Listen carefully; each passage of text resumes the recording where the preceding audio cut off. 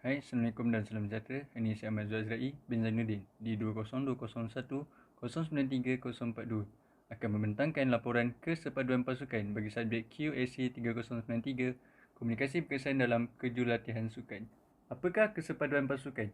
Kesepaduan pasukan adalah satu proses yang tidak tetap dan sentiasa berubah yang wujud berdasarkan kecenderungan sesebuah kumpulan untuk mencari persamaan bagi mencapai matlamat dan objektif kumpulan mereka. Kesepaduan pasukan juga boleh dianggap sebagai sekumpulan individu atau golongan yang mempunyai fungsi dan kepentingan antara satu sama lain bagi memenuhi keperluan setiap individu di samping dapat menyemarakkan semangat berpasukan, kesetiaan terhadap pasukan, kesefahaman antara ahli dan meningkatkan pencapaian pasukan. Jenis-jenis kesepaduan pasukan. Kesepaduan pasukan terbagi kepada dua, iaitu kesepaduan tugasan dan kesepaduan sosial. Kesepaduan tugasan merujuk kepada tahap ahli kumpulan yang bekerjasama bagi menyelesaikan sesuatu kerja atau tugas khusus yang diberi. Misalnya, sebuah pasukan bola sepak yang bermain mewakili sekolah mereka di peringkat daerah. Mereka bermain sebagai satu pasukan di posisi masing-masing untuk memenangi perlawanan berikut dan mengharumkan nama sekolah. Penjaga gol mempunyai peranan sebagai penjaga gawang, pemain pertahanan berperanan sebagai penghalang pasukan lawan untuk menjaringkan gol, manakala penyerang berperanan sebagai penjaring gol. Setiap daripada mereka mempunyai tugasan masing-masing, tetapi mereka mempunyai matlamat yang sama, iaitu memenangi perlawanan tersebut dan mengharumkan nama pasukan serta sekolah mereka. Kesepaduan yang kedua pula adalah kesepaduan sosial. Kesepaduan sosial pula merujuk kepada tahap hubungan kekeluargaan yang wujud di luar waktu perlawanan seperti hubungan sosial keluarga lain. Para pemain diikat dengan kesepaduan sosial kerana terikat dengan kontrak yang wujud di dalam pasukan. Dalam erti lain, para pemain bukan sahaja perlu mempunyai kesepaduan di dalam padang, tetapi mereka perlu mempunyai hubungan kekeluargaan di waktu pertandingan dan latihan. Sebagai contoh, mereka perlu mewujudkan nilai menghormati antara satu sama lain, tolong-menolong, bekerjasama dan lain-lain. Faktor-faktor yang mempengaruhi kesepaduan pasukan.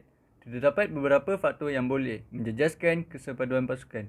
Faktor ini mampu menggugat hubungan keagraban sebuah kumpulan kerana mungkin berlaku salah faham, ketidakjelasan tanggungjawab dan perbezaan latar belakang. Antara faktornya ialah saiz kumpulan. Bilangan ahli pasukan yang ramai akan menyebabkan kurangnya kesepaduan antara mereka. Cadangan gaya kejurulatihan. Gaya kejurulatihan yang sesuai digunakan dalam konsep menyempadukan pasukan adalah gaya kejurulatihan demokratik. Gaya atau style demokratik adalah satu style kejurulatihan yang bersifat terbuka ke atas atlet-atlet. Dalam konteks kejurulatihan ini, jurulatih kebiasaannya memberi peluang kepada atlet untuk bersuara dan membentangkan pendapat mereka untuk kebaikan bersama. Gaya kejurulatihan ini mampu meningkatkan motivasi dan tahap keyakinan yang tinggi kepada para pemain kerana mereka merasakan pendapat mereka dihargai oleh jurulatih dan pengurusan. Aktiviti untuk meningkatkan kesepaduan. Terdapat beberapa kaedah atau aktiviti yang boleh dijalankan dalam meningkatkan kesepaduan atlet. Antaranya adalah penetapan matlamat. Penetapan matlamat merupakan salah satu strategi psikologi yang berkesan untuk meningkatkan prestasi. Jurulatih perlu mendidik atlet untuk menetapkan matlamat dan menyediakan kata-kata semangat dan sorakan bagi meningkatkan serta merangsang moral pasukan. Kata semangat atau sorakan yang positif mampu melahirkan pemikiran yang positif kepada atlet dan pemain semasa di dalam latihan maupun pertandingan. Kesannya, semangat kesepaduan atau komitmen dalam pasukan akan membawa kepada peningkatan prestasi atlet. Selain itu, aktiviti yang dapat meningkatkan kesepaduan pasukan adalah dengan latihan kemahiran psikologi. Sebagai contoh, latihan visualisasi, latihan responden, self-talk dan lain-lain. Latihan ini adalah bertujuan untuk menggalakkan komunikasi dua hala antara jurulatih dan serta dapat meningkatkan lagi keyakinan diri dalam diri atlet. Melalui latihan ini juga, jurulatih dapat menganalisis dan mengenal pasti tingkah laku atlet mereka. Hubungan kesepaduan antara jurulatih dan atlet. Sebagai seorang jurulatih yang profesional, mereka perlulah mewujudkan suasana yang aman dan harmoni bersama atlet dan para pemain. Bagi mewujudkan suasana ini, jurulatih perlulah memahami setiap atlet dan mendalami mereka.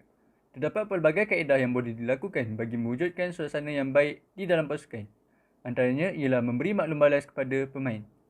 Maklum balas yang positif perlu ditekankan lagi-lagi berkaitan dengan cara untuk memperbaiki kesalahan yang wujud. Motifnya adalah untuk memperbaiki dan bukan untuk mencari kesalahan pemain.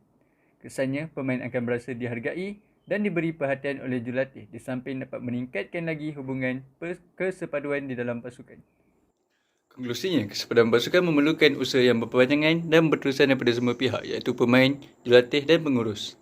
Ia memerlukan komitmen yang tinggi oleh semua pihak dan usaha yang tidak berbelah bagi untuk mengekalkan keadaan yang harmoni di dalam pasukan.